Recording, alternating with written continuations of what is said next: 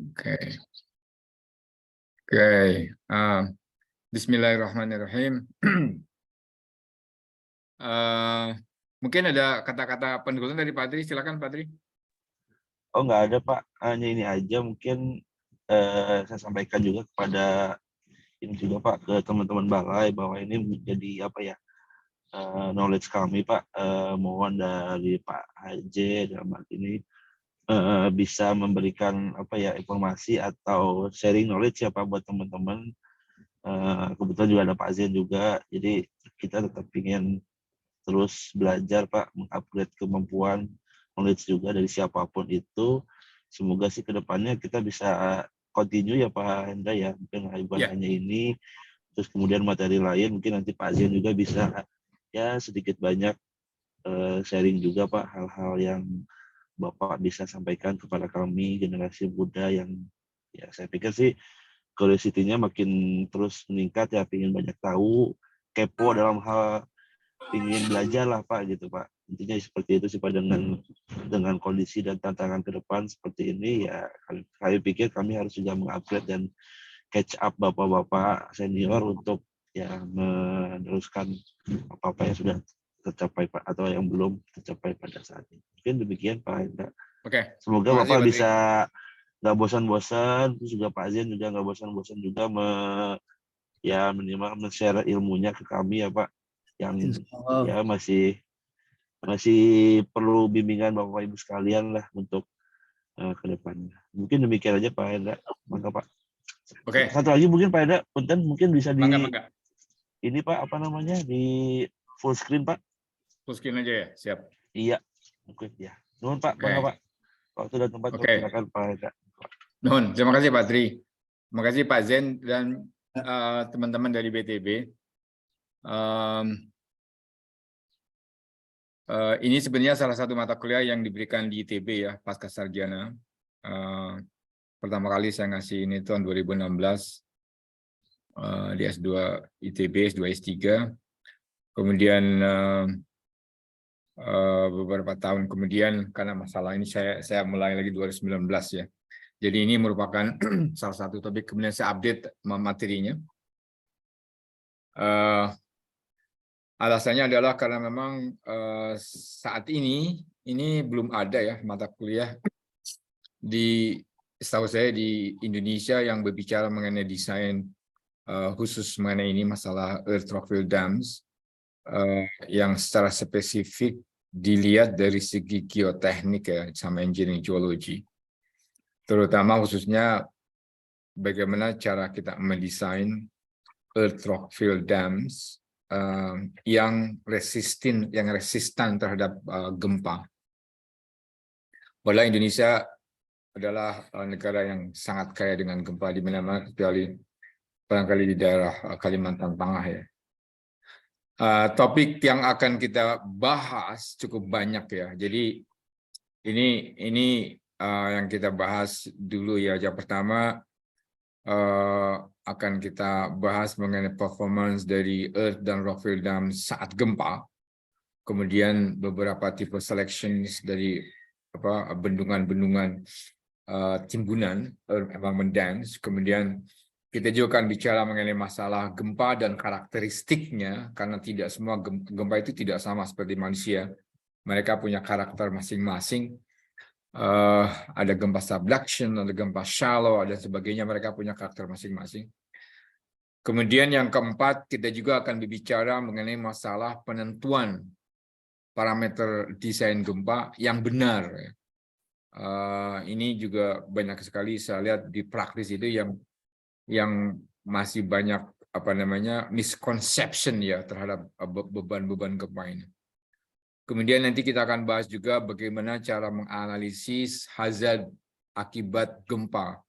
Ini kita bahas mengenai probabilistic seismic hazard analysis, dan juga kita akan bahas mengenai deterministic seismic hazard analysis. Tidak lupa juga kita akan bahas mengenai masalah likuifaksi. Ini masalah yang sangat top, yang sangat hot ya pada saat terjadi gempa Palu. Dan ini juga suatu hal yang harus kita mengerti sebenarnya likuifaksi itu sebenarnya apa. Apakah kalau sesuatu itu atau tanah tersebut mengalami likuifaksi, Apakah berarti itu the end of the world? Apakah masih ada harapan atau tidak? Kemudian bab berikutnya kita akan bahas juga bagaimana mengakses stabilitas dam tersebut terhadap bahaya gempa. Kita akan bahas yang sering saya diskusikan dalam meeting-meeting yang lebih masalah pseudostatik misalkan. Kemudian alasannya kenapa saya berpendapat bahwa itu nggak realistik, itu akan kita bahas di sini. Kemudian yang ke-8 kita akan bahas juga mengenai metode-metode improvement, perbaikan tanah untuk memperbaiki atau untuk meningkatkan tahanannya terhadap bahaya gempa. Ini terutama untuk tanah-tanah yang loose ya, yang sana apakah dia bisa terkena likuifaksi atau tidak. Itu bagaimana caranya agar bisa meningkatkan ketahanannya sehingga bisa tahan gempa. Kemudian yang ke-9, kalau ada waktu kita bicara mengenai risk-based design approach. Ini yang metode yang menurut saya belum banyak dipakai di Indonesia. Padahal ini adalah salah satu metode yang sangat powerful ya, yang sangat bagus untuk terutama untuk kasus-kasus yang banyak sekali misalkan katakanlah ada untuk option analysis misalnya ya. Ini sangat penting dan sangat powerful menurut saya untuk dipakai sehingga kita bisa mendapatkan suatu desain yang optimum. Oke. Kemudian bab pertama mudah-mudahan hari ini bisa tercapai ini. Jadi kalau misalkan kita bisa membahas satu bab ini dalam satu kali ya kira-kira 9 kali pertemuan. Kalau enggak barangkali kemungkinan lebih dari 9 minggu ya insya Allah. Mudah-mudahan 9 minggu pada tahan dengerin saya ngomong terus setiap minggu. Kalau ada yang protes, kalau ada yang pertanyaan, feel free to ask. Just mungkin bilang aja maaf Pak interupsi ada pertanyaan. Karena saya harapkan kuliah ini tidak satu arah. Saya harapkan ini 2 arah ya. Dan jangan segan-segan bertanya kalau tidak mengerti. Prinsip saya there is no stupid questions. Semua pertanyaan saya hargai. Dan memang seharusnya begitu ya buat engineer kita ini kan bertanya kepada alam. Jadi apapun yang kita nggak mengerti kita tanyakan karena kalau kita sering bertanya, pertanyaan kita akan makin lama semakin mendalam ya. Get used to it. Kemudian ini.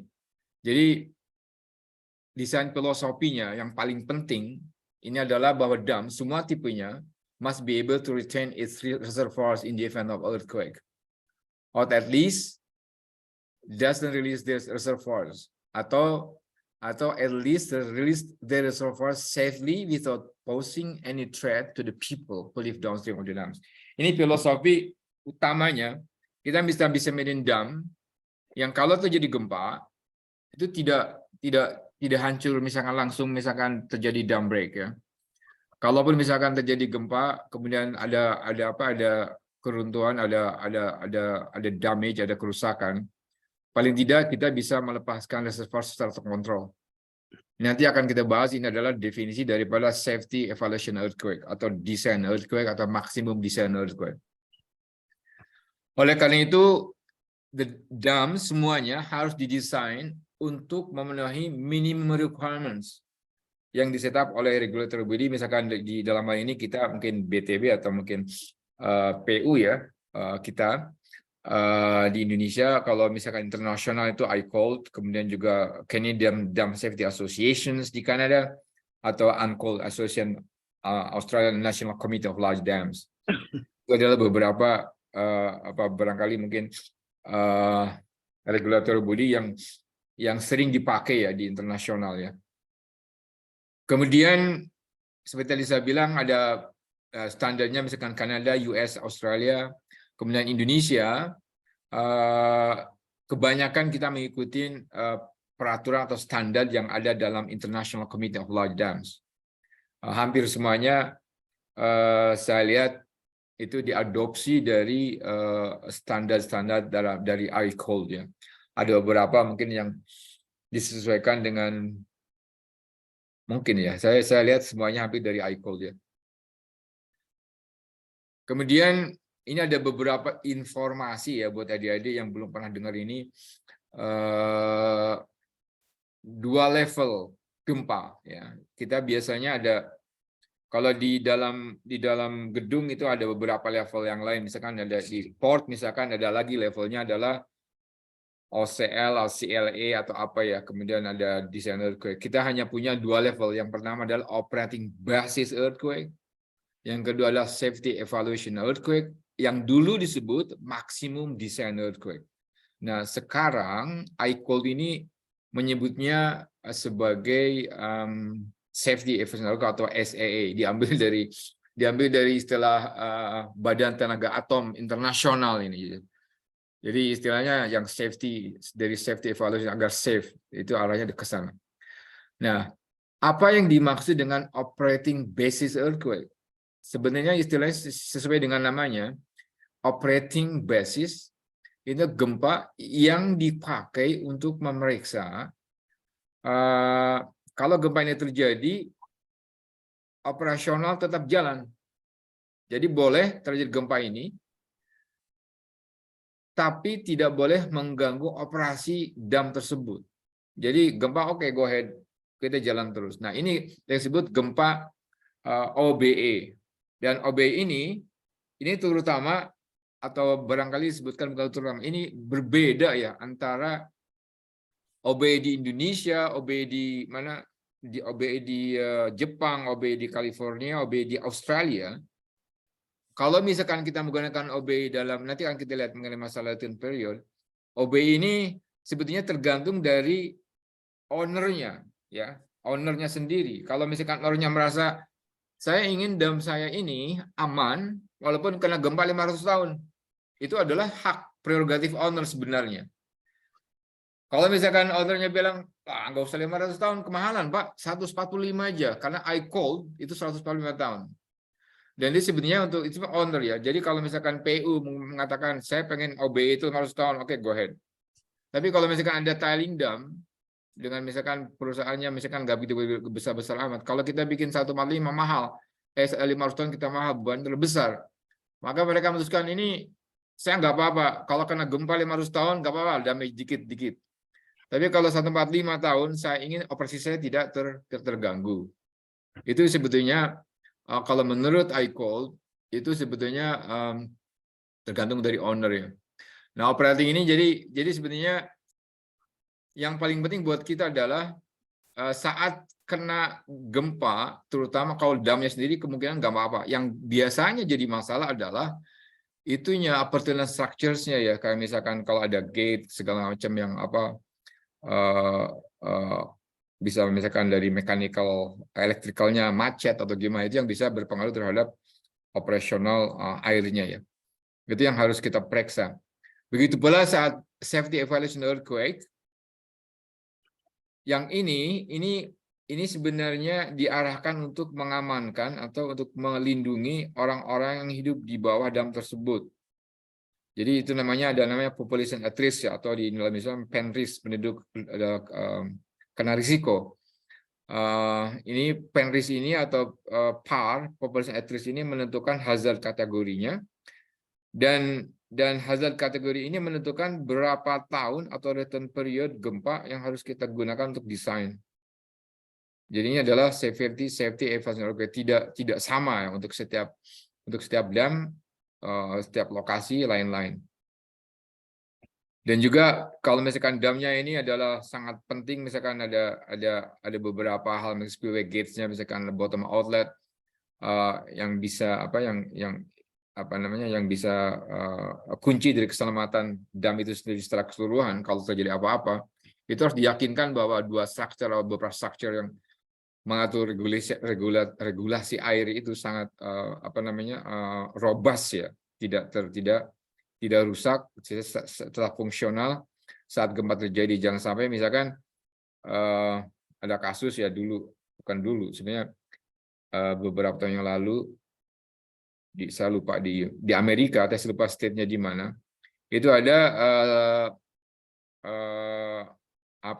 regulatornya buat spillway, pintu spillway-nya, pintu Pak Zain yang buat mengatur air itu.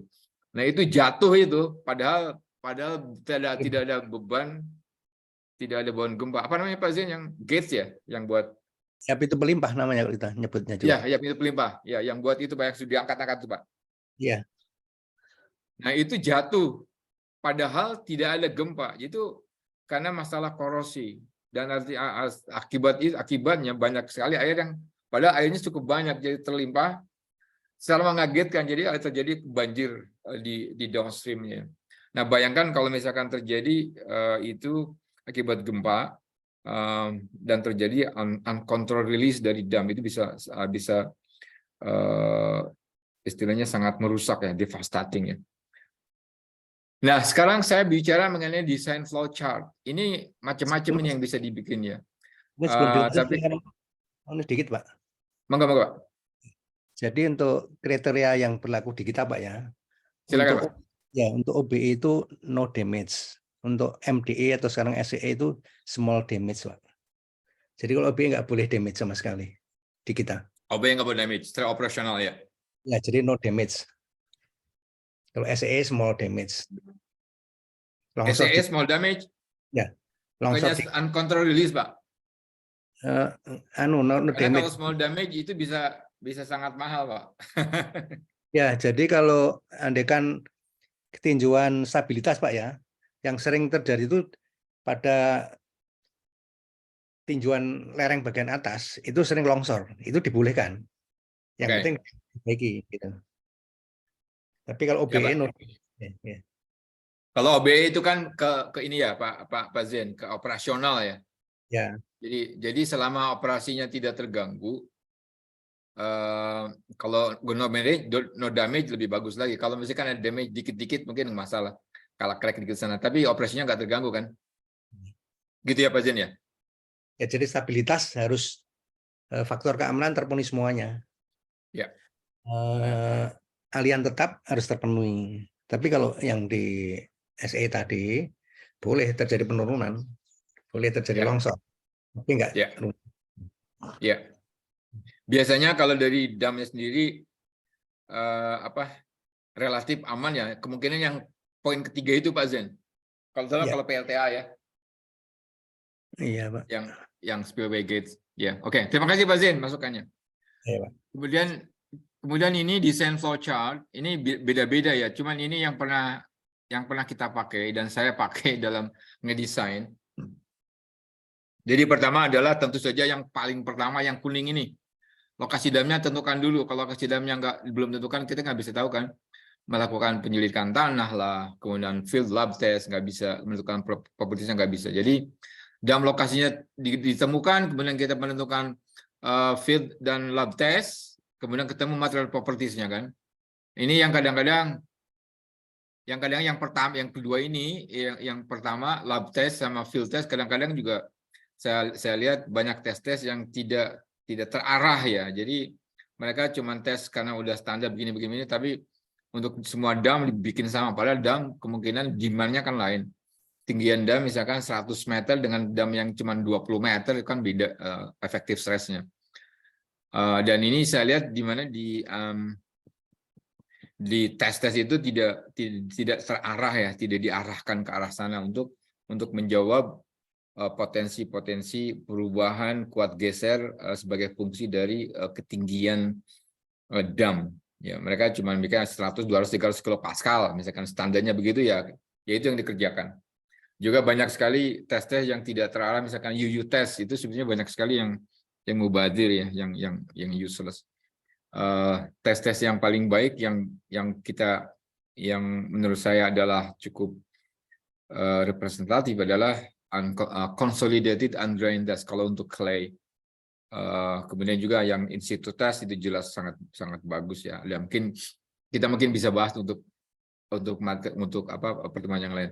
Kemudian setelah kita dapatkan lab test sama field test, kita tentukan material propertiesnya. Kemudian di sini juga kita bisa menentukan geometri damnya seperti apa. Dari sini setelah dam lokasinya ketahuan, kita bisa melakukan PSHA dan DSHA. Nah, untuk dam-dam yang kecil dengan kategori low moderate, kita boleh menggunakan peta zonasi yang ada dalam yang ada di 2017-2019 terakhir ya.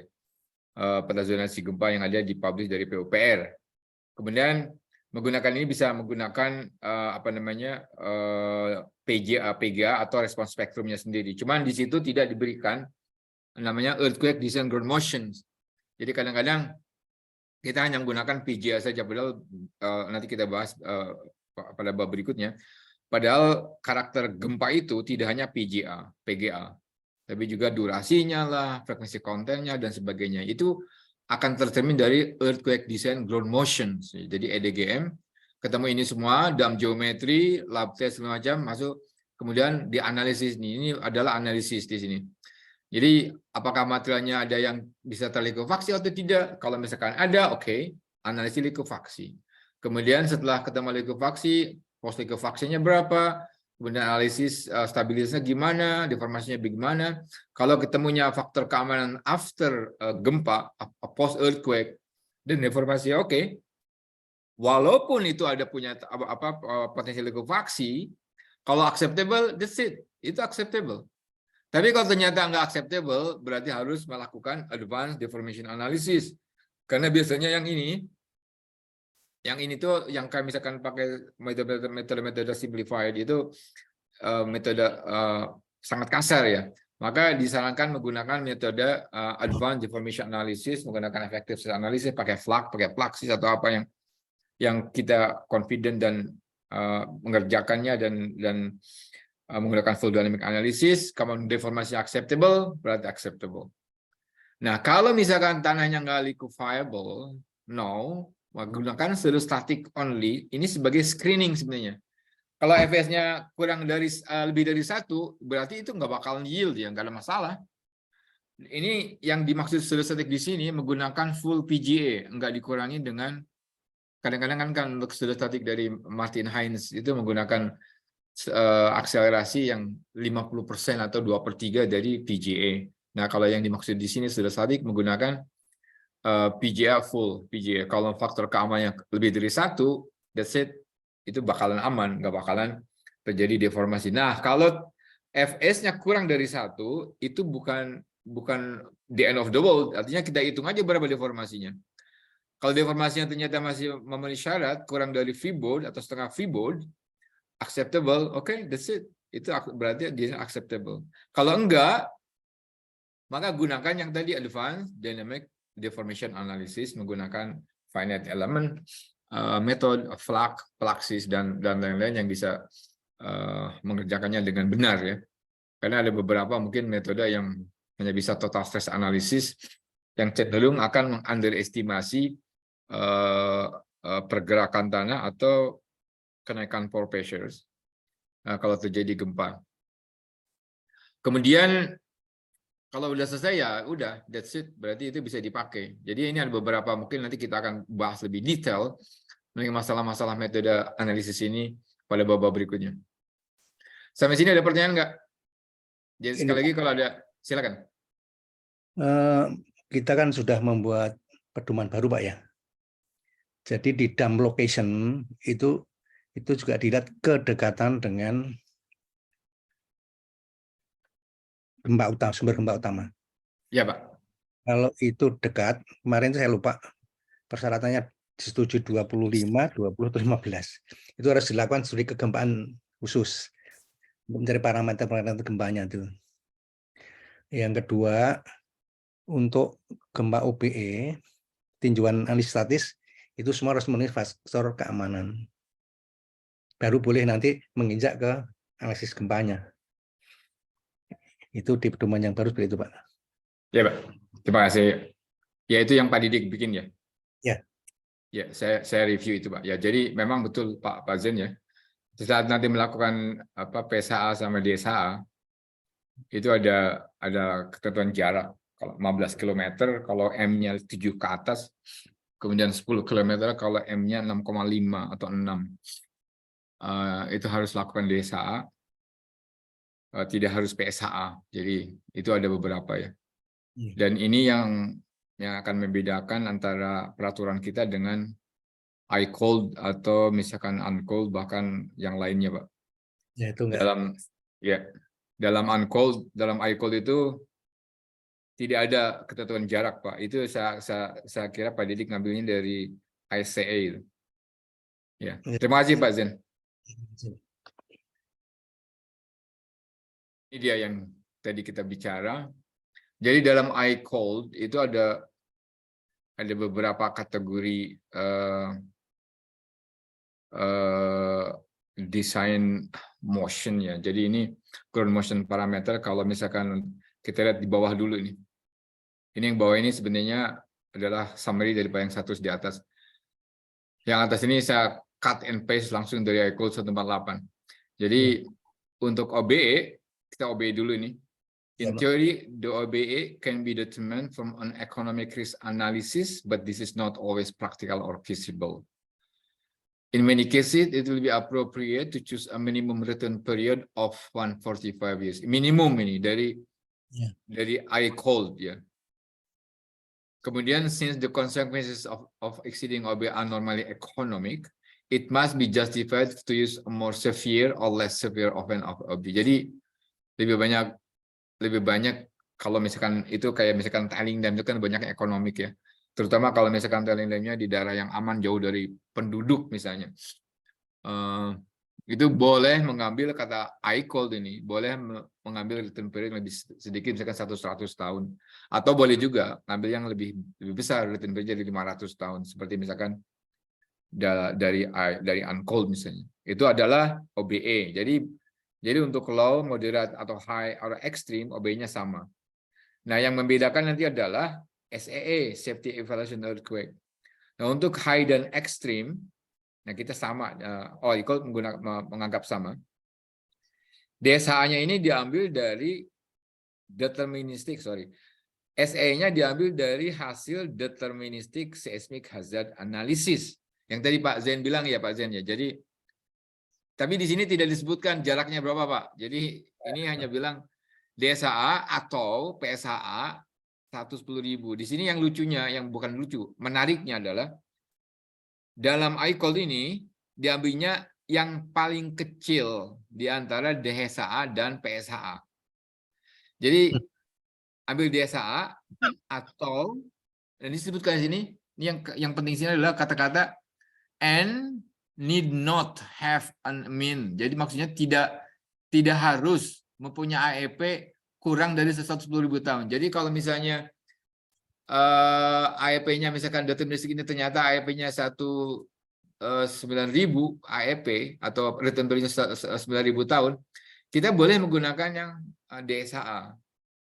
Beda dengan dari uncold. Kalau uncold mengatakan yang paling gede, yang mana yang lebih gede. Nah, yang Indonesia itu lupa saya, Pak Didik bilang apa ya, Pak Bazen? Ingat nggak? Saya lupa itu. Kalau di Indonesia, saya kira Pak Didik juga ambil dari sini nih, dari iCold. Ada batasan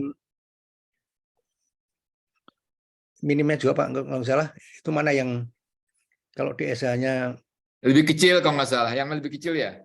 Soalnya saya ada beberapa kasus yang DSA sampai PSA-nya lebih kecil, DSA diambil DSA. Ya. Kalau di kita ini sebenarnya kan kalau jaraknya kurang dari 15 km dan MW-nya maksimalnya 7, maka harus diambil DSA ya, Pak Zen? Iya, ingat saya gitu. Iya, jadi di sini yang kita punya lebih spesifik. Kalau yang iCold ini, mana yang lebih kecil? Untuk mengembalikan ekosistem. Ya. Kemudian untuk moderatnya ya, mungkin ini bisa sebagai acuan nanti ya, saya nggak usah terangkan. Kira-kira seperti itulah. Kemudian dari uncold, nah ini lebih stringent sebenarnya kalau uncold ini. Ada beda antara extreme, high, significant dan low. Jadi yang extreme OBE-nya 1475 sampai 1000 tahun. Ya, ini minimum ya untuk uncold. Dan jangan lupa Australia itu kan daerah yang relatif stabil saat gempa. Makanya kalau misalkan kita bisa 110.000 tahun AEP di sana, di Indonesia mungkin cuma 150 tahun kali. Iya. Dari segi PGA-nya ya. Jadi PGA kita ini bisa 10 kali lebih besar daripada PGA ini Australia. Kemudian safety evaluation earthquake-nya, nah ini yang tadi saya bilang. Uncold ini mengatakan the greater of ground motion from the MCE or probabilistic ground motion. MCE itu deterministic berarti. Jadi yang paling besar di antara MCA dan PSHA probabilistik. Kemudian yang high juga sama, yang the greater of the dan di Australia mah MCA OBE-nya kebanyakan mungkin sekitar 0,1 kecil lah. Kemudian SE-nya saya pernah waktu saya kerja di Rio Tinto itu di Gulf ada konsultan mengusulkan untuk menggunakan PJ 0,6G di Gulf itu di Darwin, daerah Northern Territory. Saya bilang, are you kidding? Saya bilang, kamu dari mana 0,6G? Akhirnya ditawar-tawar, so, bisa ditawar di sana. 0,4G. Saya bilang, are you serious? 0.4G still? Oh, and I cannot go down more than that. Saya bilang, ini kayak beli pisang ini. Tapi artinya apa? Di sana itu masih, artinya masalah tidak ada sesar-sesar yang jelas ya. Ada sesar-sesar, tapi sesar yang ada itu di sana itu lebih banyak yang lokal. Kalau di Indonesia ada sesar Semangko jelas kelihatan kan, terus yang membelah Sumatera. Itu nggak bisa ditawar itu. Kalau misalnya sekitar situ PGA-nya misalkan 0,7, it's real. 0,7, 0,8 itu kayak misalkan salah satu dam di Sumatera mungkin Pak Zen, Martabe misalkan 0,6, 0,7 itu real itu. Jadi nggak bisa tawar lagi, memang real itu. Jadi pakai DSA, pakai PSA bisa sangat besar di Indonesia. Sumbernya jelas. Jelas Pak, itu kelihatan juga bisa digali ada itu sesarnya. Iya.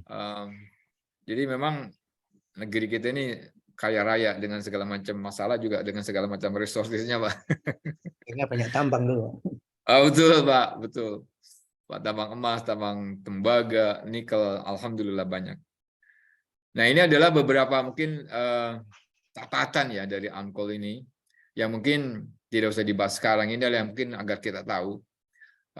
Yang pertama, ini untuk OBE, to be determined by the owner or other stakeholders in consultations with the dam design consultant or engine of record. Nah, itu dengan konsultannya dan engine of record. Jadi di sini owner pertama stakeholder, karena ini mengenai OBE nih Pak Zen di AMCOL ya.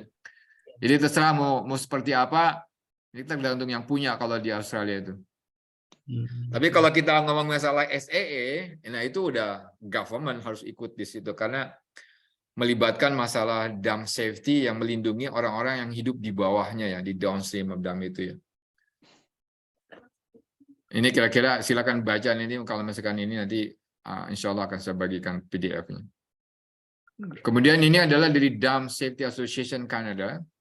Kira-kira ya mirip-mirip lah. Kalau misalkan yang sebelah kanan untuk gempanya, yang sebelah kiri adalah untuk flood ya. Jadi low 100 tahun. Di sana lebih spesifik ya kalau di Kanada lah. Oke. Kalau misalnya low 100 signifikan 1.100 sampai 10.000. High itu 2.500 ya, itu kira-kira 2% in 50 years. Kemudian very high antara 2.500 sampai 10.000, kemudian ekstrim 10.000. Ini di Kanada. Kita mungkin biasanya kita akan gunakan ICOL atau kita udah punya sendiri, mungkin tinggal nunggu tanda tangan dari Pak Menteri kali. Kemudian ini satu lagi saya tambahkan, ini adalah GISTM, Global Industry Standard for Tailings Management.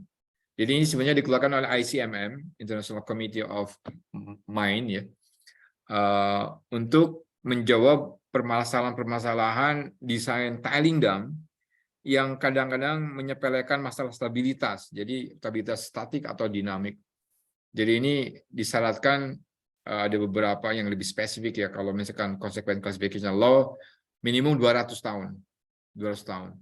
Signifikan untuk yang ini untuk operationnya, ini OB berarti ini 1.000 tahun. Untuk high 2.500, very high 5.000. Ini udah disyaratkan ya, untuk operasi. Jadi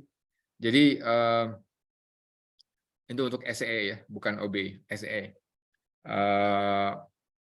Nanti kalau sudah close, tiling dam sudah ditutup, maka yang menggunakan untuk di sini adalah untuk 10.000 tahun semuanya. Karena kalau udah ditutup, ditinggalkan goodbye, kan nggak ada yang ngawasin. Itu harus bisa menahan beban gempa return period 10.000 tahun. Karena dengan demikian, kalau ditutup, biasanya kan udah nggak ada air ya. Saya selalu menyarankan kalau penutupan itu setiap diskusi, tiling dan ditutup dengan cara kering, karena itu yang lebih stabil. Kecuali kalau misalkan tilingnya itu mengandung acid foaming ya, asid. Kalau kita tutup secara kering akan terjadi reaksi teroksidasi, terjadi ada asam sulfat sebagainya, ada acid main drainage problem. Ini adalah yang sekarang ini aktif ya di seluruh dunia, karena perusahaan-perusahaan tambang besar, Rio Tinto, BHP, Newcrest, Barrick, Newmont, semua perusahaan-perusahaan tambang besar di dunia, mereka ini sekarang sangat aktif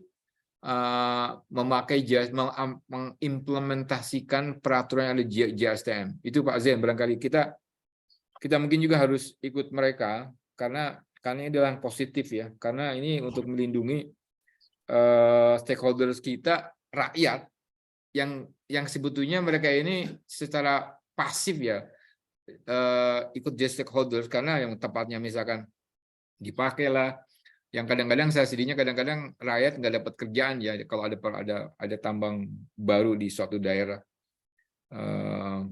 Itu barangkali hal yang ditekankan dalam GISTM itu mungkin ya.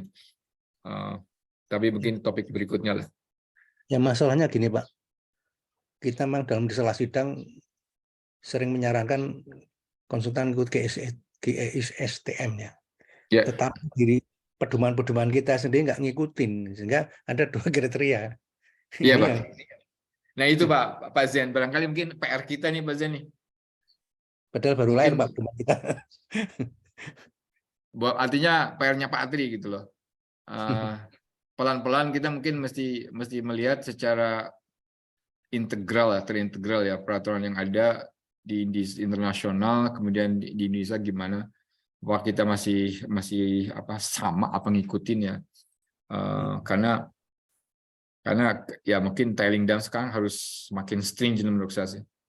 Banyak sekali kasus-kasus. Kebetulan di Indonesia belum ada sih tiling dam yang runtuh ya. Nggak kayak di Brazil, udah banyak yang runtuh, di Cina sebagainya. Mudah-mudahan nggak terjadi, Jangan sampai, karena kalau Pak. mudah-mudahan Jangan sampai, jangan. Pak aja. Masya Allah, betul. Nauzubillah, Mudah-mudahan jangan Pak. Karena nauzubillah, itu ya.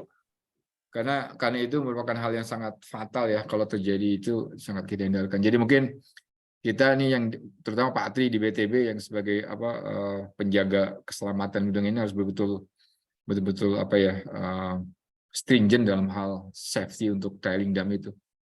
Jadi ini untuk ekstrim OBE itu 10.000 tahun Pak ya? Untuk operation bukan, Ya. jadi ini OB ya, ini tetap ini sebenarnya ada dua ini Pak Zen. Ya. Ini sebenarnya untuk SEE saja Pak Zen, Safety Evaluation Earthquake. Untuk SEE aja. SEE aja. Untuk OBE-nya ini nggak disebutkan di GISTM. OBE-nya itu terserah. Jadi mengikuti filosofinya Uncalled. Kalau OBE is up to you. Tapi yang kita mereka care adalah kalau kena gempa ini saat operasi itu nggak terjadi itu loss of containment. Jadi ini yang ada di sini adalah SEE Pak, SEE, Pak, ya. Safety Evaluation Earthquake ya. Oh, kalau gitu nggak beda jauh Pak. Nggak beda jauh Pak. Sebetulnya kalau ini agak ini Pak, agak lunak Pak. Iya, di sini Hai malah. ini kan kita mereka cuman 2.500 Pak Fazen. Iya, Kalau I cold itu kan 10.000 Pak. 10.000 ya. Kita Ya, semua dari high sampai very high extreme kan I cold cuma ada 3 kan, low, signifikan, high, extreme kan. Mulai dari sini ke atas 10.000 tahun. Dan kita kan ngikut I cold. Iya. Jadi sebenarnya buat dari sisi itu kita lebih aman. Iya, iya. Ya. Oke, nah itu mengenai pendahuluan ya, filosofi desain sama regulasi yang ada di Indonesia. Cuman saya nggak terus yang Indonesia, mungkin harus saya tambahkan nanti kalau udah resmi terbit. Kemudian yang berikutnya adalah filosofi desain. Jadi filosofi desain yang saya pelajari selama the last 3 decades ya, 30 tahun terakhir sejak saya lulus dari UBC. Ini ada dua sebenarnya. Yang pertama stabilitas, yang kedua deformasi. Stabilitas during and after earthquakes. Nah, yang during ini gimana? Pertanyaan yang pertama adalah apakah dam materialnya itu akan mengalami kehilangan kuat geser akibat gempa? Pertanyaan pertama. Yang kedua, apakah driving stress-nya, static driving stress-nya lebih besar daripada kuat geser setelah terjadi gempa? Itu dua pertanyaan. Kalau misalkan pertanyaan pertama adalah tidak ada significant loss of strength setelah gempa, kemudian yang duanya driving stress-nya kemungkinan besar tidak akan lebih besar daripada resisting strength, karena setiap gempa, setiap dam kan didesain secara statik memenuhi persyaratan long term 1,5 ya faktor keamanannya. Jadi pertamanya, selama dam tersebut tidak mengalami significant loss of strength, kemungkinan tidak akan terjadi flow failure. Pertanyaan berikutnya adalah berapa deformasinya? Walaupun misalkan tidak terjadi loss of strength akibat gempa, deformasi saat gempanya berapa? Kalau misalkan deformasinya cukup besar, walaupun tidak mengalami degradasi strength yang serius, maka harus kita perbaiki.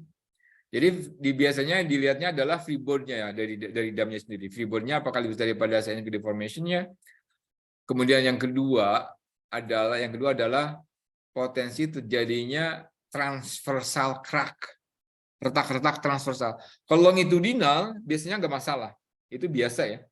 Yang jadi masalah biasanya adalah yang transversal, yang biasa diakibatkan karena masalah incompatibilitas dari stiffness abutment misalnya ya. Di abutment ada crack-crack yang bisa menginisiasi secondary failure mode. Misalkan piping ya. Kalau misalkan ininya tinggi, muka airnya tinggi, bisa pelan-pelan menginisiasi secondary failure mode. Ini dua topik ya, dua pertanyaan yang harus kita jawab. Stabilitasnya setelah dan sebelum gempa oke apa enggak? Yang kedua, berapa deformasinya? Nah, ini yang harus kita jawab saat kita mendesain gempa. Jadi saya akan membahas apa yang saya maksud dengan pertanyaan tadi sebelumnya. Jadi kalau misalkan kita punya material seperti ini, yang paling atas misalnya ya, paling atas. Ini adalah material yang namanya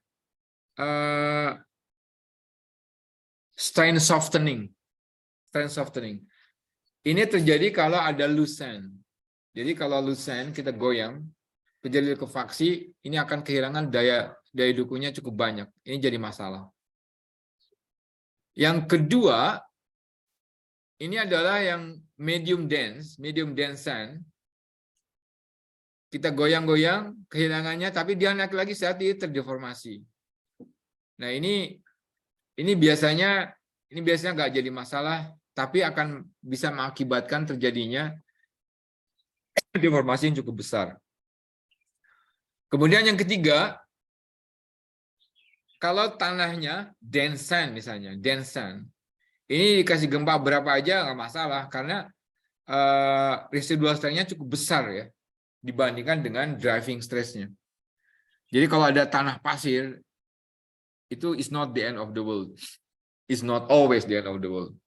Kalau misalnya loose, kemudian saturated, terjadi gempa, maybe that's the end of the world, bisa menjadi failure, karena akibat residual strength-nya bisa lebih kecil daripada driving stress, faktor keamanan setelah gempa bisa kurang dari 1, seperti ini. Bisa juga kalau medium dense sand, mirip-mirip. Dia mungkin bergerak 2 meter. Pertanyaannya adalah apakah aman nggak di atasnya? Nah, ketiga kalau dense sand, we can sleep well. Karena mungkin cuma deformasi, bergerak sekitar mungkin 20-30 cm, that's it. Tapi biasanya kita ambil aman. Kalau ada tanah di bawahnya, misalkan alluvial yang sand, biasanya digali aja. biar anak tidur. Walaupun itu tidak halus ya, terutama kalau misalkan sandnya cukup tebal. Itu banyak kejadian, ada banyak juga kasus-kasus di Kanada ya. Saya pernah menganalisis John Hart Dam, itu ketebalan lapisan pasirnya sampai 30 meter. Karena nggak mungkin digali semua kan, jadi ya they live with it. Cuman diyakinkan kalau itu tidak mengakibatkan terjadi masalah baik seepage-nya, kemudian stabilitas akibat gempa. Jadi mereka ada blanket ya, ada upstream blanket yang cukup lebar, cukup luas untuk menutupin atau untuk mengurangi seepage-nya. Karena kalau mereka grouting ya riuh juga ya, kalau menggerut pasir banyak nanti kebanyakan grouting-nya. Kemudian satu lagi, yang pertama ini tidak hanya berlaku untuk pasir ya. Kalau misalkan ada namanya tanah soft clay, jelas kalau soft clay mungkin kayak gini. Dan tidak mungkin kita membuat dam di atas soft clay.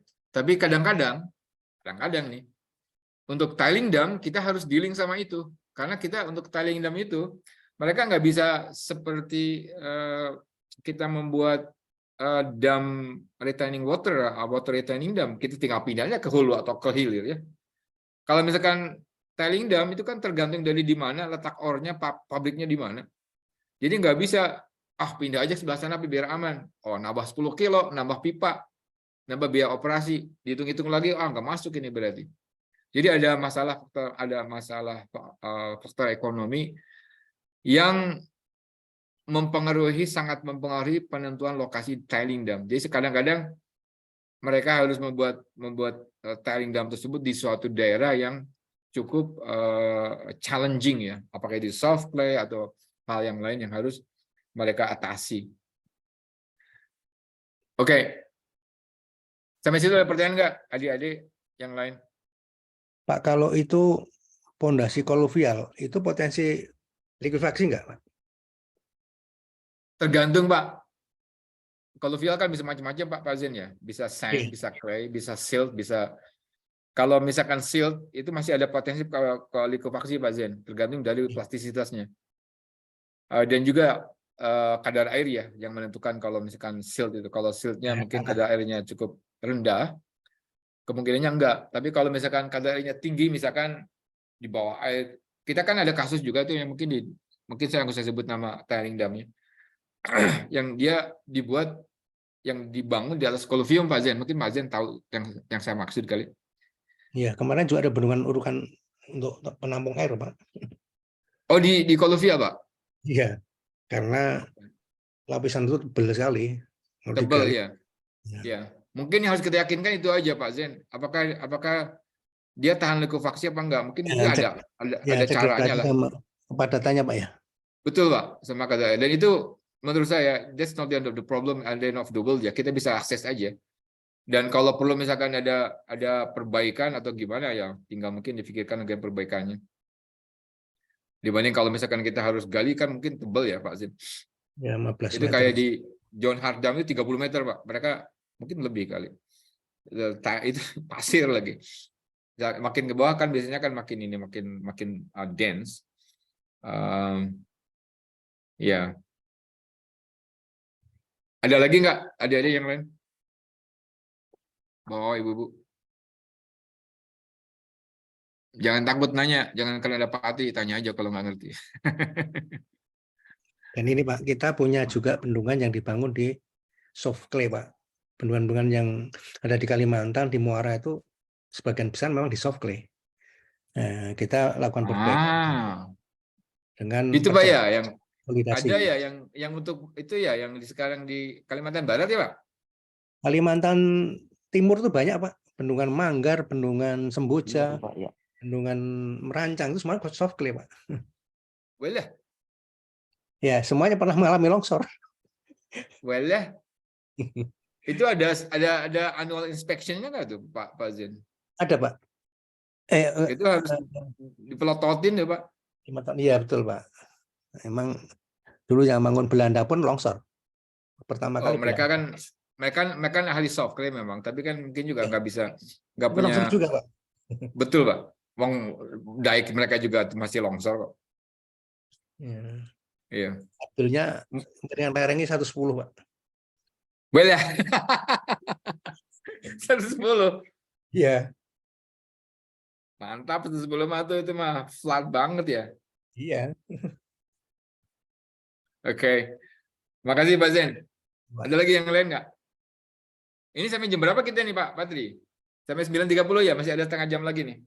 Ya, hanya saya pamit jam 9 nanti. Siap. Wah, jangan Pak Zen nih. Jadi kalau Pak Zen pergi nih, sepi nih. Ini ada kumbes soalnya, Pak. Oke, monggo. Nah, ini kemudian saya ingin bahas mengenai masalah karakter gempa. Jadi sebelum kita ke sana, faktor yang mengontrol seismic performance daripada dam. Jadi pertama kita harus tahu karakter gempanya seperti apa.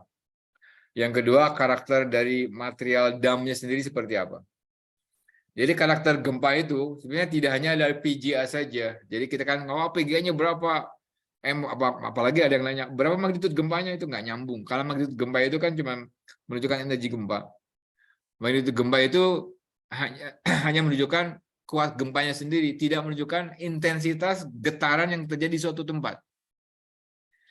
Nah, yang rada-rada lebih bermutu pertanyaannya, berapa PGA-nya, Mas?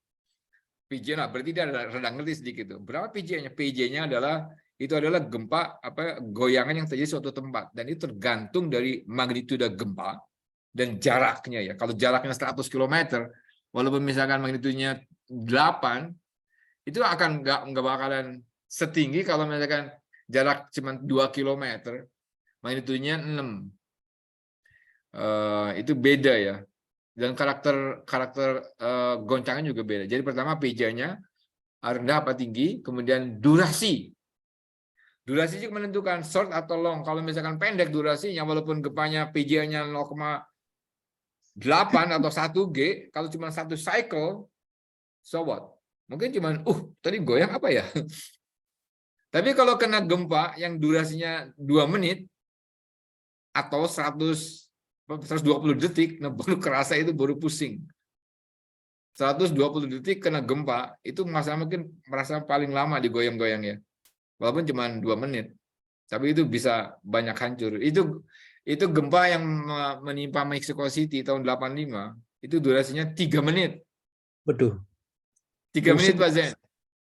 Saya di Palu tuh sering, Pak. Itu kalau terlalu lama pusing kita sendiri. Di Palu Pak ya? Iya, pusing malah. Iya. Saya pernah ngalamin gempa 7,5 Pak Zen. Distansinya 20 km waktu saya di PNG. Itu nggak sampai 20 detik, mungkin sekitar 15 detik, tapi waduh, itu rumah goyang-goyang, itu kayak geser kiri kanan. Jadi mungkin sekitar 0,3, 0,4 G itu. Kan di sana rumahnya kan rumah panggung ya. Iya, Pak. Panggung, jadi dia bergerak.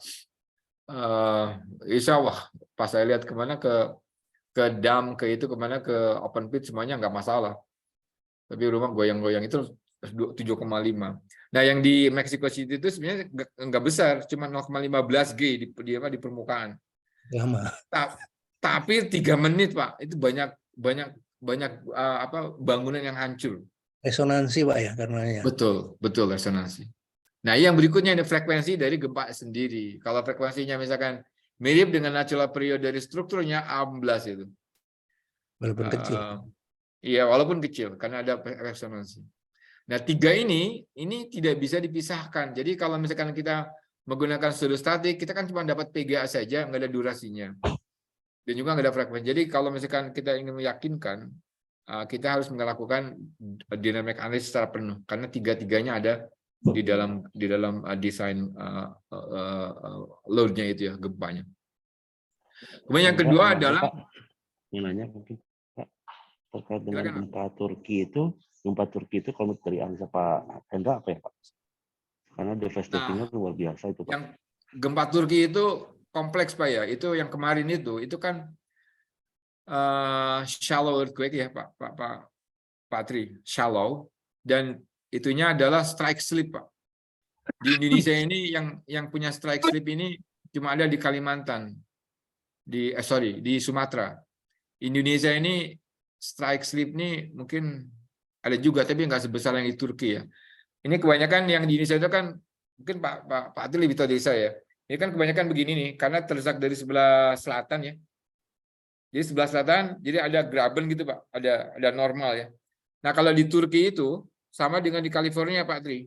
Jadi dia begini, Anatolia Fault, strike slip, dan itu sangat berbahaya karena sangat shallow dan karena dekat dengan pemukiman ya. Jadi impactnya sangat besar. Nah karakternya beda dengan yang subduction earthquake. Kalau subduction earthquake magnitudo itu bisa besar, tapi karena jaraknya jauh ya, yang nyampe ke kita itu yang kecil, hanya bedanya frekuensi konten yang datang udah jauh Pak, udah besar. Jadi periodenya gorangannya udah cukup besar. Kalau yang di Turki kemarin pertama PG-nya besar, frekuensinya sangat kaya karena dekat ya. Jadi mau frekuensi yang tinggi rendah itu masih tinggi. Jadi makanya kita lihat bangunan-bangunan yang dari mungkin periode yang 1 lantai sama 5 lantai itu semuanya amblas karena banyak sekali frekuensinya yang masih kaya ya, belum teredam karena masih dekat. Menjawab pertanyaan Pak Tri?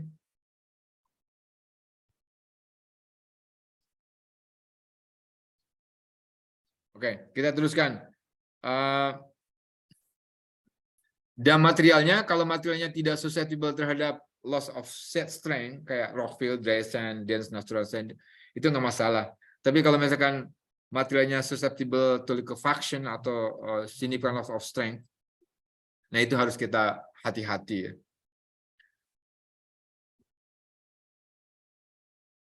Nah ini dia yang tadi saya bilang. Jadi pengaruh gempanya, pengaruh magnitudo gempa seperti apa? Kalau misalkan kita lihat di atas, itu magnitudo 3,1, 4,1, 5, Hangat. Hangat ya itu Pak. hangat. Ya Pak Zen. Ya Pak. Ini di ruang sebelah Pak masuk Pak. Oh oke. Siap. Ini magnitudo 3,1, 4, 5, hampir 6, 7, 8. Ini beda dari motionnya ya, bisa kelihatan ini. Jadi ini cuman sedikit aja nih, cuman berapa. Jadi ini yang kalau misalkan 8,1 ini jaraknya untuk jarak yang sama, ini mungkin kira 100 km atau 60 km. Ini yang sebelah kiri adalah gal ya, gal itu cm per detik kuadrat. Orang Jepang sedang pakai gal. Kadang-kadang kita orang Indonesia jadi bingung antara gal sama G, dianggap sama. Jadi ada yang tulisannya ada 10, ada 0,9 gal, padahal maksudnya 0,3 gal, 0,3 G harusnya gravity. Jadi gal itu saya nggak tahu itu singkatan apa. Tapi di seribu itu apa? Sepersekian dari G Pak. Ya sepersekian dari G gal itu kan misalnya. Gal itu cm per detik kuadrat Pak. Ini Pak. Iya. Tapi saya nggak tahu gal itu singkatan apa. Itu cuma dipakai di Jepang Pak Zen. Jadi kalau kita ngomong sama orang Jepang, bilang gal mereka ngerti. Tapi kalau ngomong sama orang Amerika, bilang gal, what? Girl, you mean? No, gal. Mereka taunya girl. Enggak. Jadi itu bedanya. Kemudian beda dari arahnya. Kadang-kadang ini yang U6, ini yang Mexico City saya bilang nih. Jadi gempa tahun 95 ini, 85 itu sekitar 400 km. Jauh sekali. Sampai ke sini ini hanya 0,03 sampai sini nih, 0,03 G, 3%. Dari sini ke atas naik di 0,3 jadi 0,15. Jadi amplifikasinya sampai 5 kali akibat ada resonansi dari bedrock ke atas permukaan tanah. Ada amplifikasi. Kenapa ada amplifikasi? Karena natural period yang datang ke sini sama dengan natural period ininya clay layer-nya. Jadi 5 kali diperbesar. Kemudian setelah itu ada beberapa building yang mempunyai natural period sama 2 detik. Ini misalkan 2 detik sampai 2 detik. 2 detik dia akan mengalami percepatan sampai 0,8 maksimumnya. Makanya ini ada rumah sakit nih yang mempunyai berapa lantai ini ya, saya nggak tahu.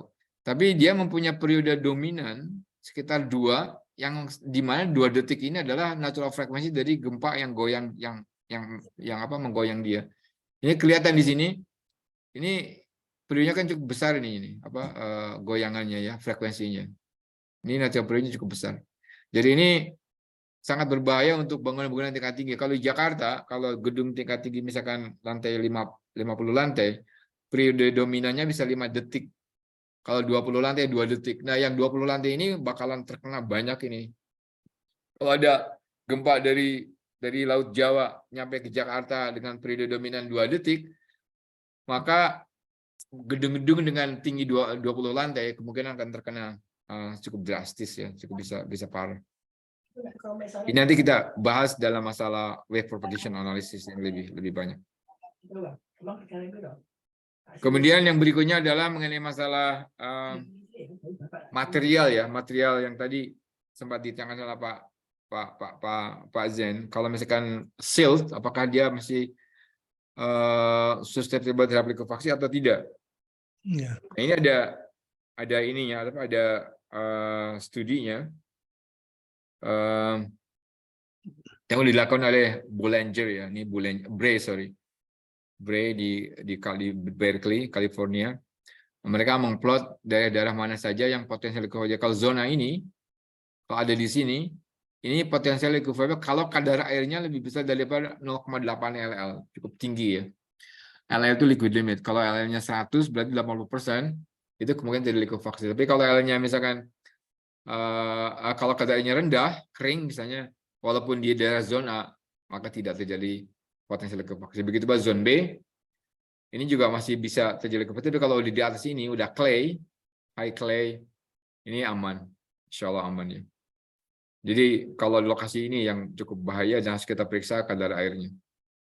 CL masih bisa, Pak ya?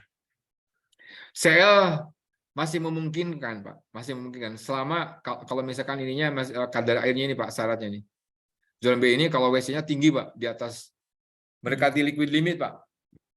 80%. Selama ini kita tidak pernah meninjau menggunakan ini, Pak. Pakai gini ya, Pak? Tidak pernah. Tidak pernah. Ini belum, ini baru 2007 ya. Iya. Ada lagi yang makin lama yang dari Bollinger 2007 dari sebentar di sebelah belakangnya kalau salah juga nih. Jadi kalau kita clay itu selama ini kita anggap enggak. Oh iya, iya. Kalau clay mah kemungkinannya enggak, cuma high plasticity, Pak.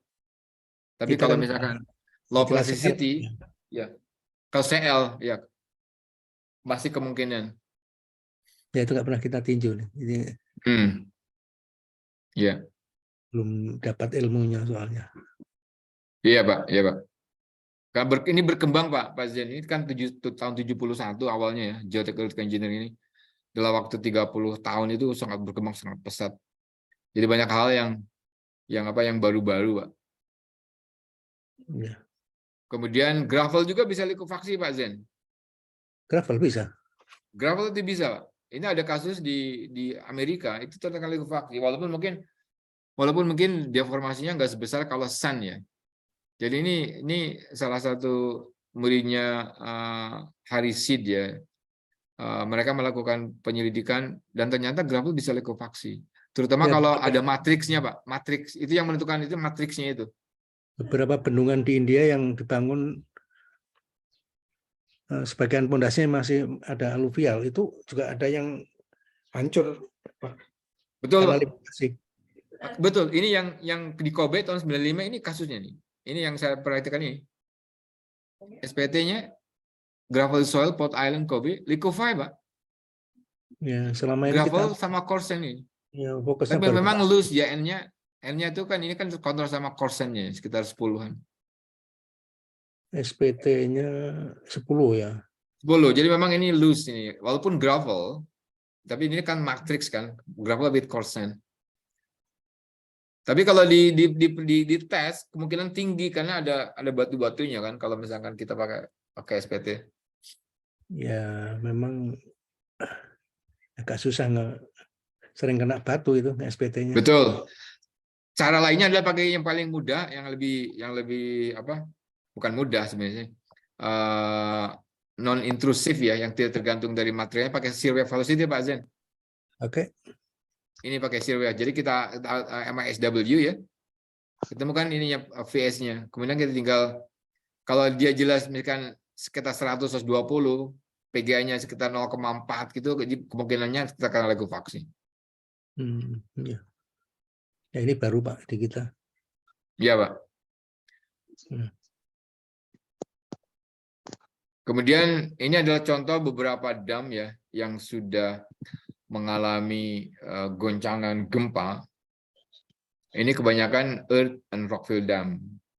Dan sampai sejauh ini belum ada rockfill dams yang hancur atau terjadi keruntuhan akibat gempa.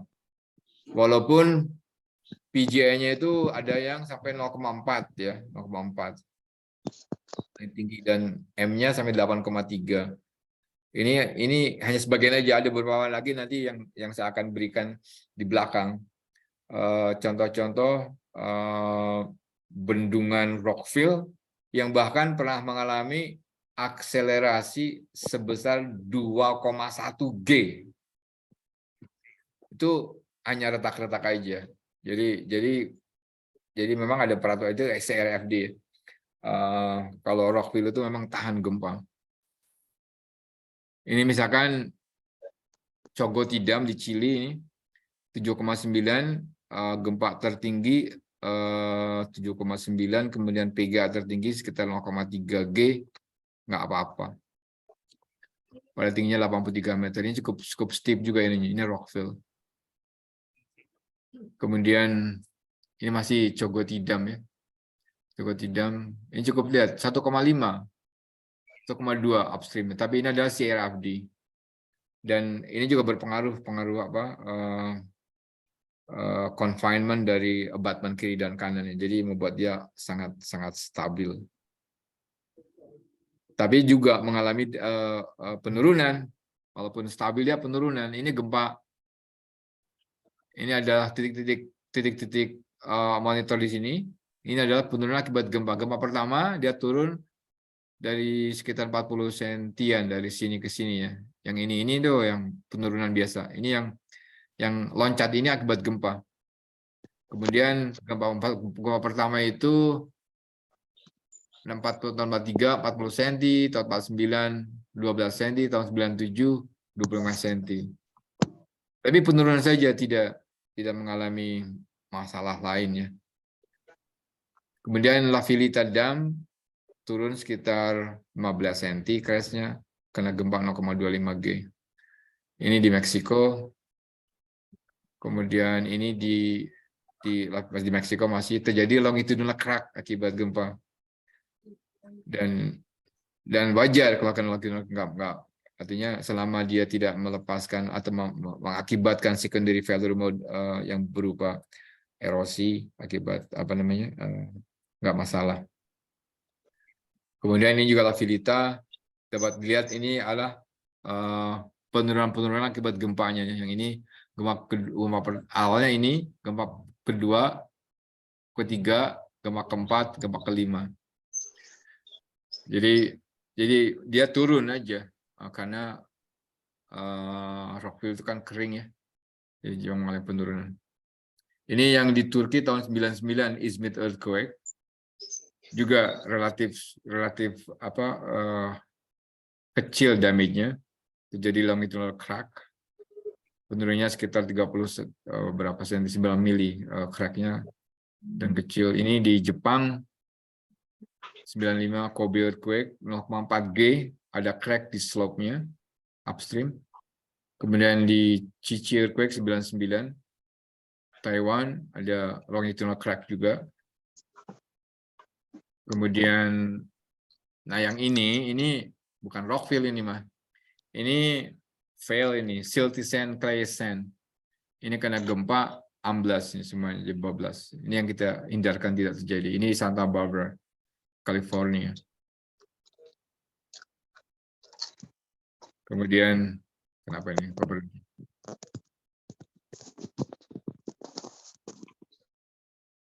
Iya. Kayaknya screen saya frozen sebentar, Mas.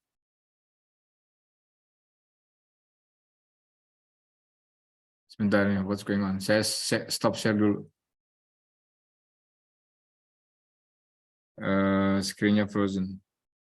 Sebentar Mas. Share lagi ya. Bismillahirrahmanirrahim.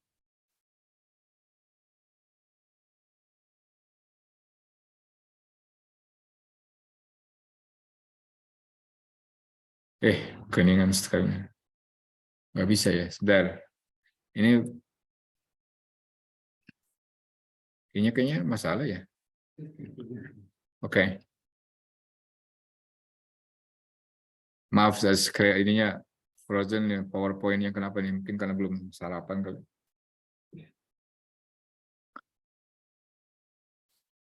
Lihat nggak sekarang? Kelihatan? Oke. Oke, siap. Loh, kok kelihatan bisa ini ya? Oke, saya gini lagi. Oke, ini Surikamigawa Dam, Earth Core Rockville Dam 2006 akibat gempa yang cukup besar nih. Ini kalau nggak Tohoku ini. Ini sampai 473 gal ya. Jadi 0,47 gravity. 105 meter, tapi cukup landai ini. Kemudian ini akibatnya crack sini sekitar ini kan sentimeter nih sedikit ini sekitar bawah mili. Settlement 17 cm at crash, ada terjadi tambahan leakage sampai 100 liter per menit. Per menit ya, bukan detik. Kemudian ada transversal crack, jadi kemungkinan ini penyebabnya. Udah mulai ya, Padri? Ya nggak apa-apa Pak. Oke. Nanti mungkin bisa dilanjutkan nggak apa-apa. Mau nanya terkait dengan gal tadi Pak. Yang apa perbedaannya gal dengan G Pak? G itu Pak. Kedengaran? Udah jelas? Apa perbedaannya antara gal dan G itu Pak? Gal, oke. Gal itu sentimeter per detik kuadrat, Pak Tri. Gal itu digunakan di Jepang. Gal hanya di Jepang. Kalau ada yang teman-teman kita alumni Jepang, itu pakainya gal mereka.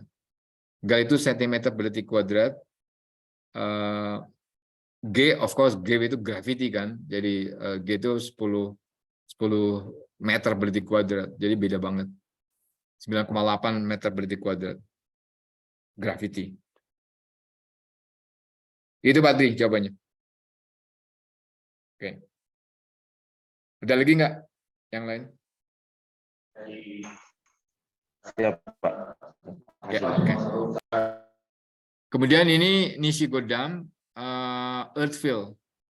Tahun 55 dibikinnya, jadi ini cukup lama. Dan kita lihat ini cukup flat. Yang hulu 1,1/3, hilir 1,25. Ini kena 1,1 G, cuma 32 km southeast. Di sini nggak punya akselerograf ya, seismograf, jadi kita nggak tahu berapa. Tapi yang terdekat itu 1 G 3,2, dan hasilnya nggak terjadi apa, karena damnya tidak terdiri dari material yang bisa mengalami penurunan kuat geser. Nishigo Dam ini hasilnya nih, ada crack 20 cm, itu kelihatan di situ ada settlement di abutmentnya, tapi tidak terjadi hal yang serius, jadi ini masih bisa dibetulkan.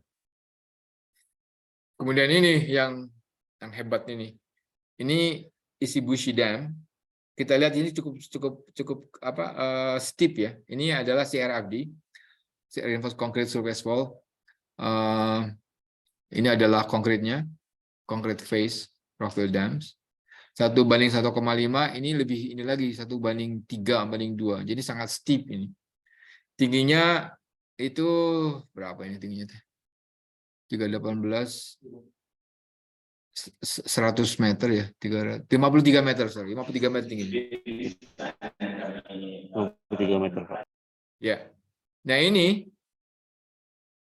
dia mengalami percepatan gempa sebesar 2,1. Ini lihat, 2,1.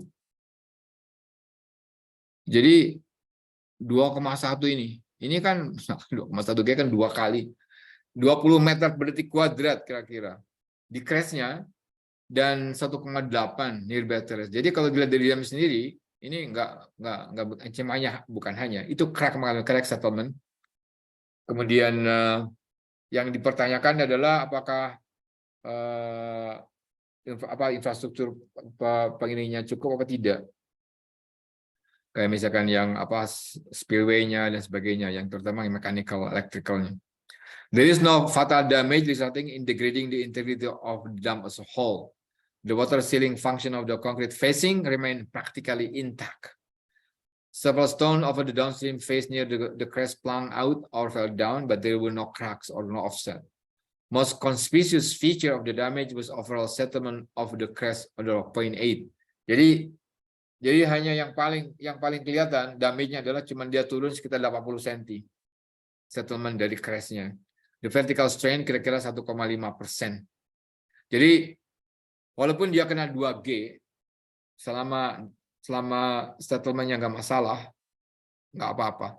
Ini adalah impact-nya kelihatan di foto ini. Rusak ya, ini ada downstream case. Kemudian ini lagi yang gempa Aratozawa Dam. Ini kelihatan di sini damnya. Ini Rockville juga, tapi bukan CFRD. Ini yang terjadi settlement di tengahnya. Dan ini mendapat akselerasi sebanyak 0,9 G. Mungkin perlu dilihat juga, kita lihat mungkin harus dicatat juga ininya, mestinya nanti saya lihat berapa durasi gempanya ya.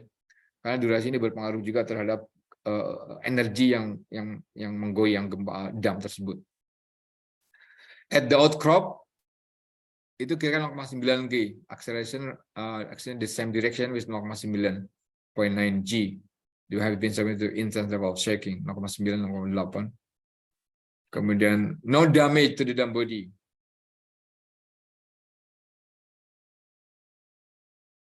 Hanya mengalami vertical settlement sebanyak 0,3 meter. Tingginya ini 74 meter. Ya, 0,3 meter. Kemudian dam ini, dam Zipingpu Dam, ini di Cina. CRFD juga. Ini concrete facing, cukup steep seperti biasa kalau CFRD.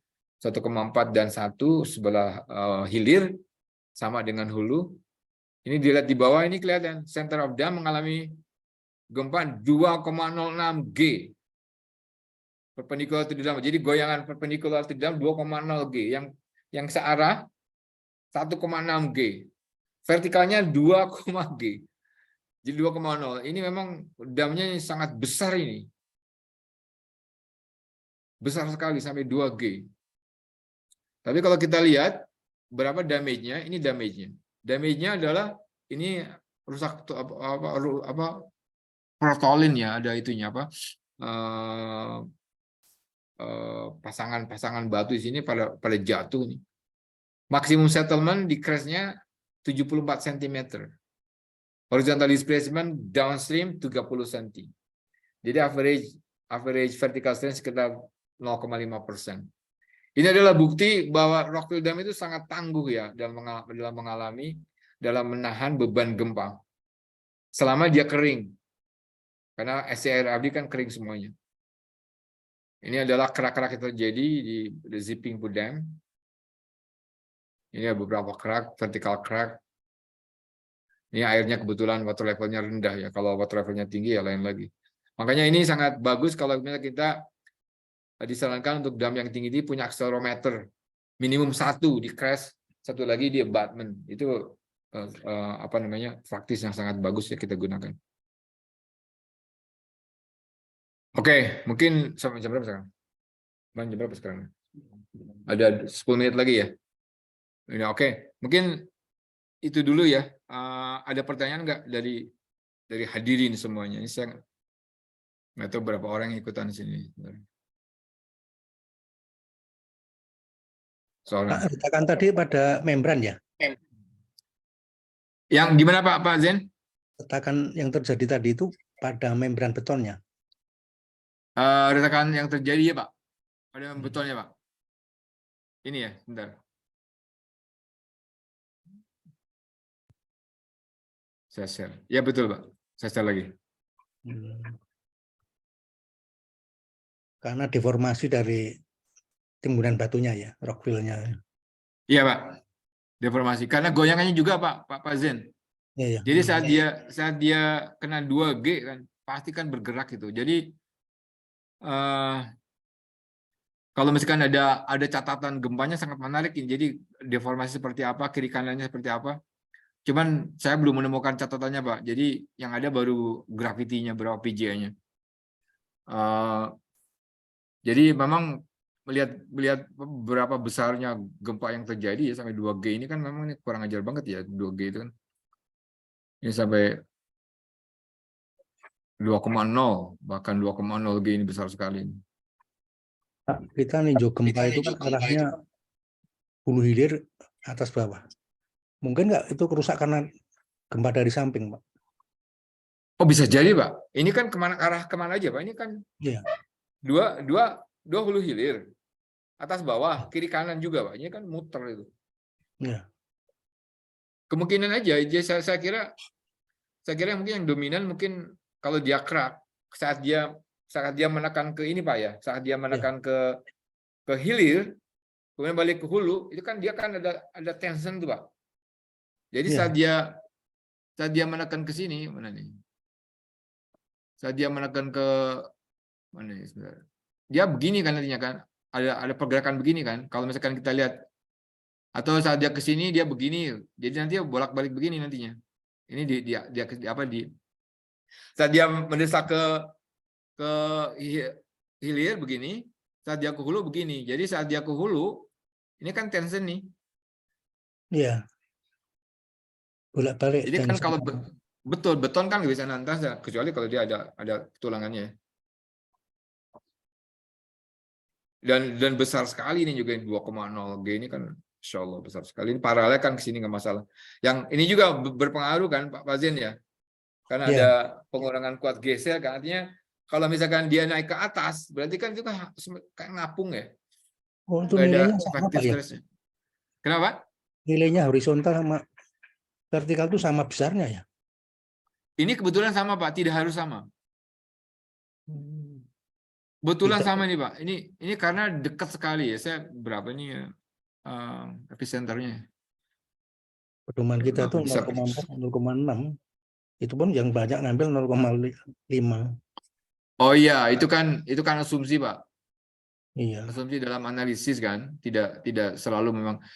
Itu kan mereka kalau analisis kan biasanya diambil dari data-data keseluruhan. Ini untuk yang kasus ini memang karena damnya dekat ini saya masih periksa lagi epicenternya berapa. Tapi karena dekat, kemungkinan ini kayak Kobe ya Pak Zen. Kobe itu vertical acceleration besar Pak, sampai 1,7. Karena memang di bawah, jadi di bawah Kobe itu gempanya di bawah situ, jadi ke atas. Lebih besar daripada horizontal acceleration-nya. Yang Kobe. Nanti mungkin saya cari. Bahkan Palu juga Pak Zen. Palu itu vertical acceleration-nya lebih besar daripada horizontalnya, Pak. Saya punya rekornya. Jadi nggak selalu kalau vertikal itu selalu lebih kecil. Cuman di I-Cold kan biasanya diambil 2/3 ya. Karena menganggap bahwa kebanyakan dam itu kan epicenternya jauh kebanyakan ya. Nah untuk yang dekat-dekat itu nggak berlaku. Kalau misalkan untuk DSA mestinya vertical acceleration-nya untuk yang dam secara dekat ya. Kemungkinan harusnya minimum sama ya dengan horizontal. Silakan ada lagi yang ingin bertanya, kita diskusi 2 menit lagi nih, mumpung ada waktu.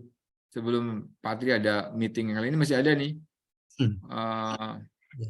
Sekitar 20 lagi slide, ini yang 10 slide lagi. Nanti kita bahas minggu depan lah. Kalau bisa banyak di-share Pak ya. Oh mangga Pak, nanti saya bikin PDF biar sebelumnya, lebih kecil. Mangga Pak. Sama-sama. Baik, Mangga. Sekian dulu mungkin ya Pak Panda. Sebenarnya saya banyak pertanyaan sih Pak, detail nanti mungkin. Aduh gimana ya, kepo nih Pak. Tapi nggak apa-apa, terima kasih Pak Panda. Mungkin kita berlanjut mungkin di next session ya begini Pak Panda ya. Ya, Mungkin teman-teman bisa hal-hal yang lebih detail ya. Mungkin itu ya, sih Pak. ya. Terima kasih. Dan makasih Pak Tri. Dan saya berharap mungkin nanti ada semacam ini anggap aja ini kita belajar sama-sama. Jadi kalau ada yang nggak ngerti tanya dan jangan segan bertanya. Saya ya samalah kayak kalian juga pernah muda walaupun sekarang rambut saya udah putih-putih tapi kalau ada yang nggak nanya atau nggak ngerti tanya aja nggak bakalan apa namanya dimarahin atau apa-apa. If you have any question just ask. There is no stupid questions. Undangannya mungkin perlu disampaikan di forum diskusi bendungan.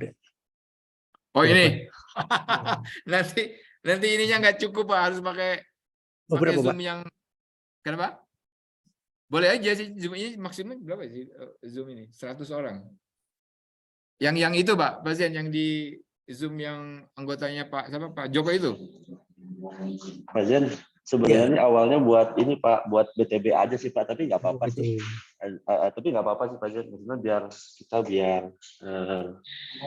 apa namanya, ya kita bisa share knowledge ya Pak.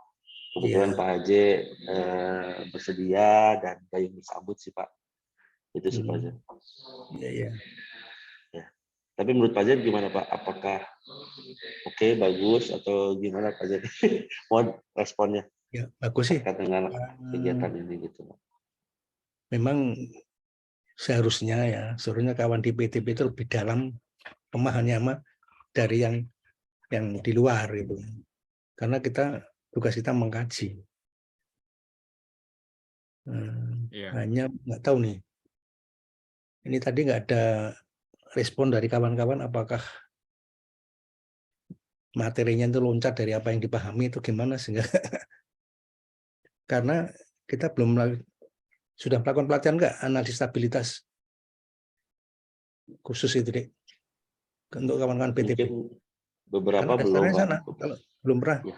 Itu pelatihan analisis stabilitas dan bendungan ini advance-nya gitu. Ya ini advance ini ada. Ya. Iya. Beberapa belum. Kalau Pak, enggak tapi mungkin beberapa. apa Pak Bazen, apa perlu kita duduk misalkan sama Pak Tri sama yang lain, materi apa saja yang mungkin perlu diberikan dulu ya bertahap apa gimana? Saya ikut. Iya, Kalau memang gini Pak, memang... kawan-kawan di PTB ini kan bervariasi ya, ada yang baru, ada yang lama. Ya. Ada yang udah kelamaan ya Pak. Ya. Untuk masuk ke materi ini kan perlu dibekali dengan ilmu dasar dulu. Betul. Ini agak advance ini. Ya, ya ini advance salahnya ya. Ya. Yang kawan-kawan diskusi sama kawan-kawan gimana? Nangkap enggak? Ya. Nanti saya diskusi sama teman-teman Pak Hendra, Pak Zen. Tapi ya nanti mungkin saya sebenarnya sih mimpi kami juga semua ingin kita menyalakan persepsi semua ya Pak Hendra, Pak Zen. Karena level kita sama, kemudian nanti kita bisa diskusi lebih lanjut ya, semoga memang nggak mudah sih Pak Zen yang kita mengatur kurikulum kemudian orangnya dan sebagainya, tapi itu menjadi tantangan sih Pak. Insya Allah sih mungkin kedepannya akan berlanjut insya Allah Pak. Itu sih Pak Hendra ya. Ya, oke. Makasih banyak Pak Tri, Pak Zen dan teman-teman semuanya. Dan siap. Ya, mudah-mudahan bermanfaat ya sedikit banyak buat tambahan informasi. Ya kalau gitu mangga ditutup ya Pak Tri ya. Ya Pak Hendra, terima kasih Pak Hendra atas ininya. Ya. Atas kuliahnya. Terima kasih banyak Pak Zen udah datang nih di meeting ini. Siap. Sama-sama. Pak Hendra punten nanti Pak Hendra mau izin. Halo? Ya. Pak, boleh kami nanti minta ininya bahannya, kemudian rekamannya Pak, rekaman dari ini, semoga nanti kita bisa share ke teman-teman yang nggak bisa ikut ya Pak pada hari ini. Oh mangga. Nggak tahu rekamannya gimana Pak? Berapa mega? Nanti di link aja Pak, nanti kita sedot Pak. Mangga, nanti kali saya kirim. Siap. Nuhun Pak Tri. Sami-sami Pak Hendra, Pak Zen dan Edi semuanya. Nuhun pisan. Assalamualaikum warahmatullahi wabarakatuh. Waalaikumsalam warahmatullahi wabarakatuh.